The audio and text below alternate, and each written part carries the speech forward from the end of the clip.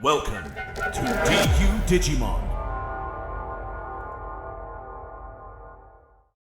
Hello and welcome to DU Digimon and welcome to yet another video on the channel. If you're liking this content, please make sure to like, subscribe and ding that notification bell so you're not missing out on the latest content. Now this video is, and apologies for kind of the topsy-turvy uploads this week, we kind of had a few availability issues and editing things, and hence why our match has come out on Monday and not today.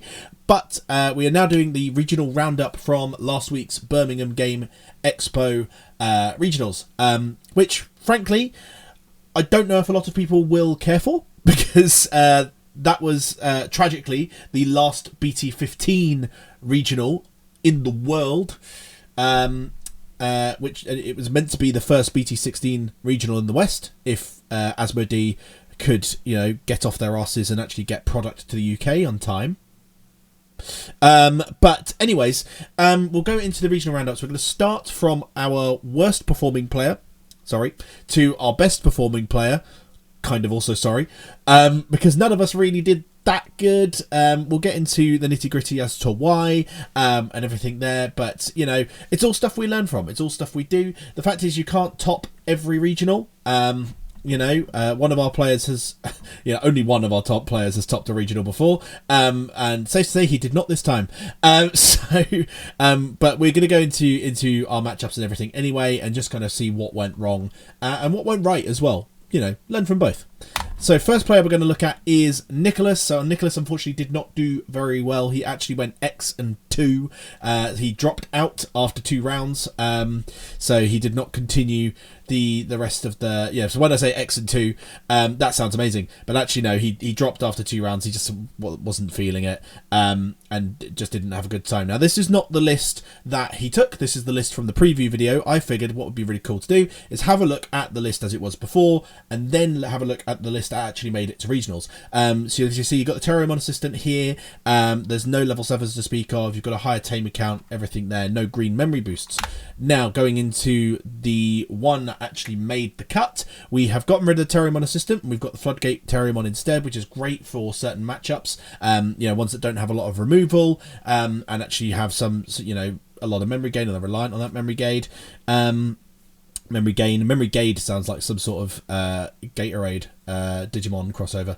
But anyways, we also have got Quartzmons in here. I actually lended the Quartzmons to Nicholas because he doesn't have any himself, so I lended him those. And then he's also put the green memory boost to help with further consistency. So he's literally playing Training, Double Typhoon and memory boost to help with that consistency and to have some delays so he can do stuff.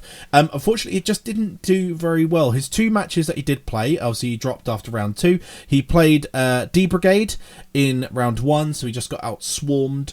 D Brigade just kind of has a good way of kind of swarming. It's kind of the second best swarmy deck, I would probably say, after the one of the kings of the meta, which of course is Numamon, and will continue to be one of the kings of the meta going into BT16. And then his second matchup was against Bloomlord, and Bloomlord again just outswarmed him, outcontrolled him, managed to pierce through his defenses, getting that overflow off of beating down the Mega Gargamon Ace. Bloomlord will always be a really good green deck, and obviously it just saw a challenge from Bunnies and just went, no, I'm still best green deck here. But yeah, unfortunately he didn't do very well, but hopefully we'll do better next time. Absolute madman. He also went to the Dragon Ball regionals on the Sunday, and from what I can tell, he got there late. So not a very lucky weekend for Nicholas at all, but keep it up. We always do better. It's only going to get better from here. Next player we're going to look at is Sam. So Sam was our kind of wildcard player in terms of what we were taking to regionals. This was the least expected list, and this is the list before he went to regionals, and he also made changes to his list. So we'll be looking at that. The main things you'll see that will change is Lanamon has been cut from the new list, so we'll go to that new list now. Lanamon has been cut, and the rookies have been kind of fine-tuned a little bit, so he's gone down 1 copy of Betamon to 2. And he's also added in the Weregarurumon X, which I thought was quite a cool tech. Searchable off of the Gomamon X, which is cool because it is a Beastkin. And then obviously you could Digivolve it on top of your ST2 Weregarurumons, so that you can, do a jamming jamming 2 checks, if you've gotten your source stripping game, as best as possible, and then Digivolve into a Plesiomon to swing, do 2 checks, unsuspend again, if you've got the right amount of setup. So, he but definitely made this as kind of a source strip OTK build, I guess is the best way of kind of describing it. And unfortunately, it just didn't really pan out well for Sam. So Sam, and do forgive me, I will be looking down at my notes whilst I'm doing this, but Sam lost against Galga in game 1. Galga, unfortunately, is just trying to do what the Plesio deck is trying to do, but does it better. It is one of the best decks in the meta, and just an unfortunate matchup there. He then took on Jellymon in round 2, which also kind of felt of more of the same. It's a deck that is doing this, has the same plan of source stripping and everything there, but managed to control the board through more bouncing and just moving quicker. Round 3, again a loss for Sam. That was against Mervamon. Mervamon can just surprise OTK, and then, even if it doesn't OTK, you're then facing down a board of nothing but blockers and retaliation, so you're not really wanting to do much against it. He then went up against Lugamon, and unfortunately that was also a loss, so not doing great at the moment. Then he got his first win in round 5 because he had a no-show. Moving on, then round 6. Now this was actually a really big moral victory for Sam. He did win this one, and it was against Gallantmon. And Gallantmon is usually what he would play. It's what he decided not to bring with him. So the fact that he beat Gallantmon, I think, is an absolute victory to me. Then he went up against Beelzemon and dropped in round 7. So he dropped in round 7, having taken on most of the gamut. Ultimately going 2 and 6 if you count the 8th round as well. So not the best results, but frankly, this is a non-meta deck. It was going to struggle. So the fact that it did manage to beat Gallantmon, I think, is still impressive. It's unfortunate that he had a no-show victory, which is why I've put him underneath our next person, because technically they had the same results, but the next person actually got 2 wins rather than getting a freebie. But I think this has got a lot of potential. I think Sam has wanted to play this in BT16 with Vikemon and everything there, so it'll be interesting to see where he takes the list from here, really. And obviously for any of these lists, let us know what you think of the list, what things you change, what things you would do different, or what things you might take on board from this as well. Let us know in the comments below. Right, so next player we're going to look at is James. Now, James's list did not change between the preview and regionals. He's stuck very much with this build, and unfortunately he also went 2 and 6, so did not do particularly well. His first match was up against Yellow Vaccine. Yellow Vaccine can just move very quickly and has a lot of recovery, has a lot of DP minuses as well, so ultimately just has a good time, I think, in the Leviamon matchup. So I think that was just down to bad luck. Round 2 though, he won, and that was against Bunnies. Levia can definitely move quicker than Bunnies in certain instances, and because of the amount of deletion effects it's got, can really capitalize off of deleting the Mega Gargomon Ace and stuff like that. So I think that was definitely a very favorable matchup for him. So really, really great stuff there. Then round 3, he was against Red Hybrid. And I know James, after the regionals was done and dusted, he absolutely did not have a good time against red decks in general. I think he kind of has a bit of a hatred towards red decks, which is funny, because for a long time I was the opposite. I love red decks, and purple decks I did not really like. Just because well, I don't really know why. I just didn't like playing against them because I didn't understand them. But now I've got more of an understanding. So I think maybe from that perspective, because James was saying, red decks in general should be banned and stuff like that, and that's just a little bit not correct. So we can't ban an entire colour from the game. So it's more about understanding the matchup and kind of learning what we can do to kind of mitigate that matchup. A lot of red decks want to be offensive a lot of the time. They don't always have defensive options. You just need to kind of outrush them, outplay them, and really trying to stop their big plays. So I think that was just bad luck in that matchup, frankly. Then going on to round 5 was against Jessmon. I would be surprised if there were more than one Jesmon. So spoilers, that Jesmon player is going to turn up again. But Jesmon, if it's the guy I went against, I'll get more into what happened with me against Jesmon. That was nuts. But then going into round 6 against Shine Greymon, lost there. Shine Greymon can just out of nowhere completely fuck you. It still does it. It's why it still managed to top at regionals in Oceania and Latin America. It still does do really, really well, and everything there. It's just one of those decks. And then round 7, he dropped after this. He won his last match, but unfortunately I did not get notes on what he defeated. But at least he got a 2 and 6. He got a couple of victories, and I think it was just a bad luck run for James. Leviamon has dropped off quite a lot in terms of its general play, but ultimately the winner of the UK Game Expo regionals was a Leviamon player.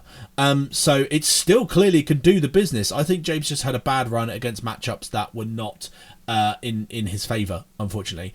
But lessons learned, we'll kind of take it from there. Next player is Alex. So Alex did a little bit better than the others. I think he ultimately went 3 and 5, I think. We'll double check as we go through the notes. Then let's have a look. So his first matchup was against Fang Longmon. I remember him being very frustrated against Fang Longmon because that's a matchup that usually he does really well at, but it just couldn't find his pieces. He just couldn't get to what he needed to kind of really clinch that game, and it was unfortunate for him to lose that one. Then his next match was against Jellymon, and if I remember him correctly, and quote, the guy he went up against said, "I eat decks like yours for breakfast," and he was not wrong. Because, Jellymon likes to do a lot of source stripping. They like to bounce things that don't have sources. Megazoo does not give itself a lot of sources. It's why it's going to be terrified of the Ice Cloak mechanic that's coming out in EX7? BT15? One of them. I can't remember which one. But it's why it's terrified of that deck for that exact reason. So just a bad luck matchup really there. Round 3, Alex won against Red Hybrid, which that's a big win. That's a huge win. I mean, Megazoo can do a lot of stuff, but Red Hybrid is super scary. Like, I was constantly thinking, oh god, am I going to go against a Red Hybrid player? Am I going to have a race against time? But ultimately he was able to beat it. He was able to control the board. He was able to de-digivolve their stuff, delete their Rukomons, that sort of thing, and just managed to get that win quite handedly.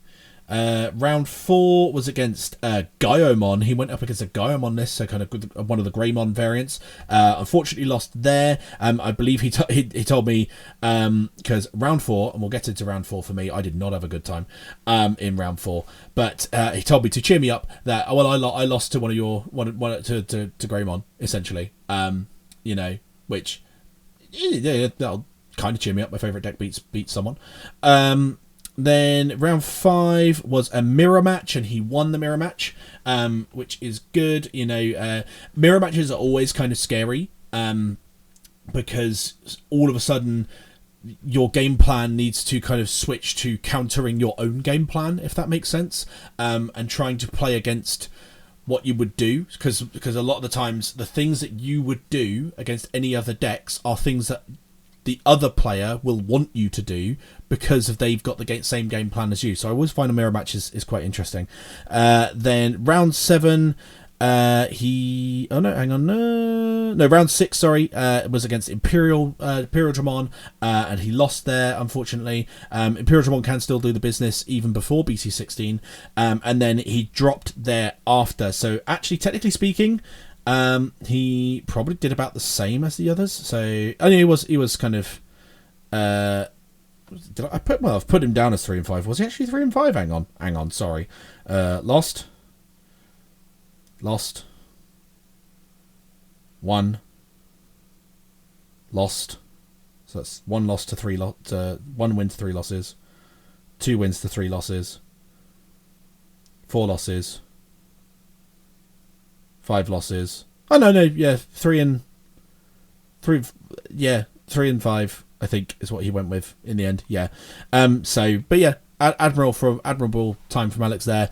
I think maybe the reason he actually dropped in round 7 was not because he was having a bad time, but because of the fact that he there was announcements that said, if we've got an undefeated player after round 7, tournament's over, and so he didn't want to take that chance. But as it would happen, there ended up being an 8th round. There was not an undefeated player after round 7, so then we needed an 8th round. And he was kind of like, oh man, I shouldn't have dropped. So I think that's a lesson for all of us. And I say all of us, I'll keep that to myself for the minute as to why that's for all of us. But we all need to just go, let's just stick with it, no matter how badly you're doing. Just don't drop. Just see how we go, because you never know where you might end up, because other players might not do the same. So I think that's probably a lesson for all of us to kind of take from there. Then the next player is me. I did the second best out of all of us, which isn't saying much because I ultimately came 97th. So not the best. Top 120 though, so that's something. I got an extra event pack. Thanks Bandai. Let's get into my matchups. First of all, I'll have a look at the lists as well. So I was also one of those that made changes to my list. And actually, I kind of think I shouldn't have. I think I was happier when I had this list with the BT11 Mac Galgamon than I was with this list. And that high-speed plugin, I used once. I literally used once. I did not use it any more than that. So really, I think I probably should have kept to this list here. The unblockable stuff did come up, but not as much as I would have liked. DP stuff probably would have been more important. And in fact, actually, one of the players I went against did flag at me for that. He asked me what was your reasoning there. And unfortunately, I did not give him an answer, and I'll explain why. This was a case of I think overthinking really. In terms of my list, and I made changes that I don't think I really needed to do. Really, there were certain things I was thinking. Instead of this high-speed plugin, I was potentially thinking about Full Metal Blaze, which, funny enough, is becoming a tech option now for some Galgalists going into BT16 to help them with the Numa matchup. I was really tempted to put that in as an additional security bomb, especially in the mirror match. But I didn't. This is the list I went with. And you know what? It did okay. We went 4-4, complete split even down the middle.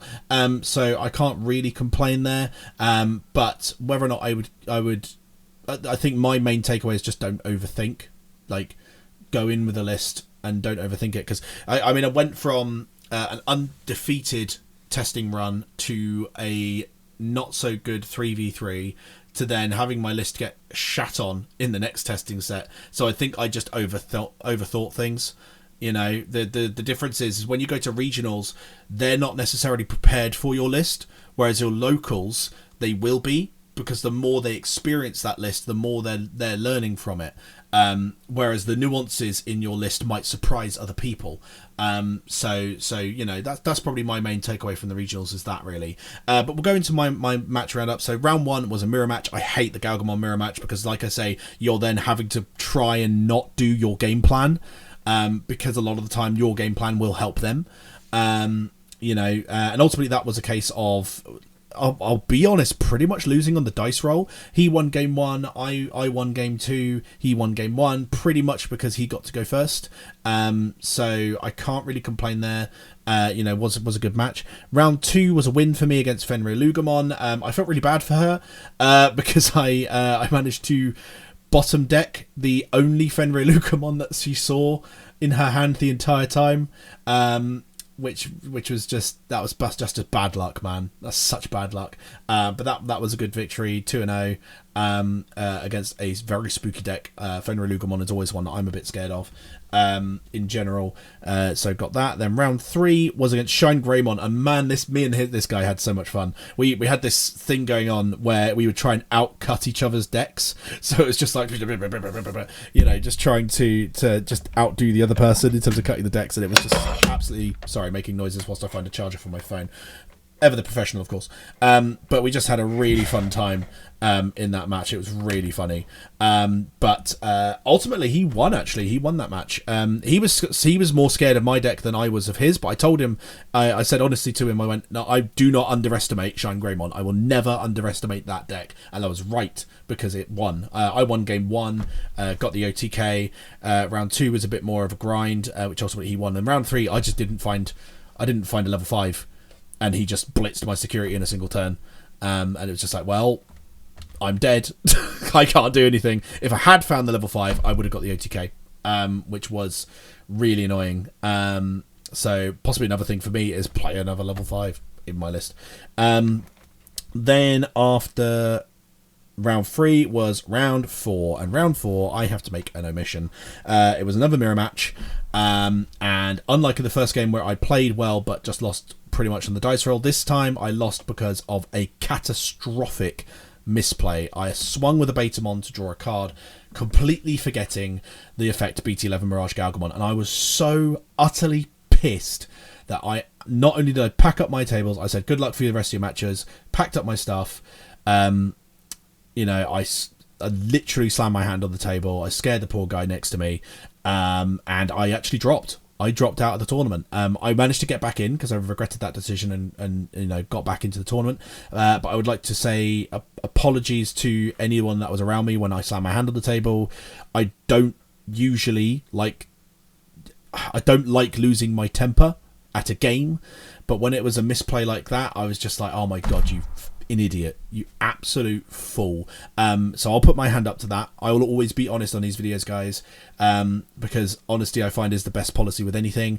And most of the time I am super jovial, super wanting to be just having fun at this game, and it was just one of those times where I just lost it. It happens to the best of us, happens to the worst of us, happens to the most mediocre. 4 and 4, so I can say I'm mediocre. But yeah, I would just like to say apologies for the player I was going against, and for anyone that was sat next to me at the time, except for Charles, who was laughing at me afterwards, because he was playing a match right next to me, saw the whole thing and laughed in my face about it, which that's just our friendship, guys. But apart from you, Charles, screw you. Love you. Anyways, we'll get into the next round. Round 6 was against Fanglongmon. Fanglongmon I always have a good time against because I just bounce their stuff with Zudamons, and I won that one. I did lose game 2 though, because again I couldn't find pieces in time. But in round 3 he got really unlucky. He got a loyalty deeper than the sea from security and added more stuff as I was doing my OTK, so it just helped me out. So that was unfortunate. Round 7 was against Millith. So I've never actually gone up against Millith anymore, so that was an interesting matchup. I can't remember if that was 2-0 or 2-1, but either way we won. I wasn't really too worried about what they were doing. I think round 1... No, I think it was 2-0. Round 1, they got very close to milling me out, but I ultimately got them either way. I think I got them with... Yeah, I got them with... This was a play that actually came up a couple of times, is I would Digivolve on top of one of my Thomases with Lanamon, and then start creating a stack with that Lanamon if I didn't find a rookie. Genuinely, that came in clutch, and I want to keep that going forward, because that was a really cool play. And then round 8, I mentioned it earlier, because James went up against, who I think the same player, was Jessmon. Jessmon shat on me. I'm not even kidding. Jessmon absolutely dunked my head in the toilet bowl and gave Galgamon a swirly. Like, it was not even close. He just literally went into his Jessmon, then into Jessmon GX, put the Gankumon X underneath it, then had a whole board of bounceless things, and then did multiple checks and all this stuff. And it was just like, well, even if I can OTK, I can't, because I can't return any of his stuff to hand, and he's got a billion blockers on the field as well. So I got shat on by Jessmon. That genuinely, if you want a good anti-meta pick against Galgamon, go Jessmon. Obviously BT16 is going to be a little bit more diverse. Galgamon's kind of tapering off a bit, but Jessmon genuinely was scary. Then our best performing player yet again, actually, because he was our best performing player last time we went to regionals, was Charles, and he brought Numemon. So he didn't do much better than I did. He went 4-2-2, so he lost twice and drew twice. But he came just shy of the top 64. He came 66th, which is really unfortunate. But he, in round one, he had a mirror match and lost. So we actually all of us lost our round one, which is hilarious. So he lost that round one matchup. Again, if you're going against the same deck, sometimes it's just a case of which deck finds its stuff first. Round two was against Galgamon, and he lost that. Galga and Numemon can have a very much kind of a tennis match sometimes, but if one of the decks has found what it needs before the other one, it will just run away. Galgamon will just bounce all of Numemon's tiny little things straight back to where they came from. Round three was against Millith, and he won. That could very well be the same Millith player I went against. I would not be surprised if that was the case. I think Numemon just does not care about what Millith is trying to do, and he just outsped, outrushed, and just outperformed. Round four, he won, but unfortunately I did not get what the matchup was against, but he won. Good for you, man. Round five was against Gamamon, and he won there. Gamamon is an interesting kind of rogue pick. It can do a lot of damage once it gets the right stack, but again, Numemon I think just moves too quickly for that. It's not going to give decks that need the right situation time to get into the right situation. You know, so I think that was a handy, a very handy matchup for him. Oh, hang on, I skipped. That was round six. Sorry, round five. Sorry, was against Bagramon. He went against Bagramon in this tournament, and it was a draw. Work that one out. I mean, props to the Bagramon player, and he had a really cool tricorn. Looked like a fucking pirate. It was great. Round seven, so we've skipped a bit, sorry. Round seven was against Bunnies, and you know Bunnies can just move a bit too slowly, and Numemon capitalizes that, and he just rushed the board. And then round eight was against Bloomlord, and I caught the end of this match actually. Both players had a lot of stuff on board, but not enough traction to get anything before it ultimately went to time, and they drew. Yeah, Charles did the best out of all of us. Not as good as last time. Last time we went to regionals, he made top 16. You know, and I think his Numemon list does take people by surprise, but unfortunately just this time around, not enough by surprise. But that is our regional roundup. You know, let us know if you guys want us to do this again for the next regionals we attend to. I've actually had an idea for what I'd like to do for next regionals, because I think, honestly, because I brought, you know, what was generally perceived as one of the best, if not the best, decks in the format, I think I put a bit too much pressure on myself. So I don't know if the others would do it with me. Probably not, but I'm thinking of just putting all of my decks on a wheel next time we get to a regional event, and just let the wheel decide what I play. I think that would be really funny. Well, it'd either be really funny or really bad, you know, depending on what I get and how it does. But let me know if that's an idea you guys would like to see on the channel, like a random regionals type thing. But yeah, let me know what you guys think of that. You know, as always, like, subscribe, ding that notification bell, and we will see you next time. But until then, keep it digital.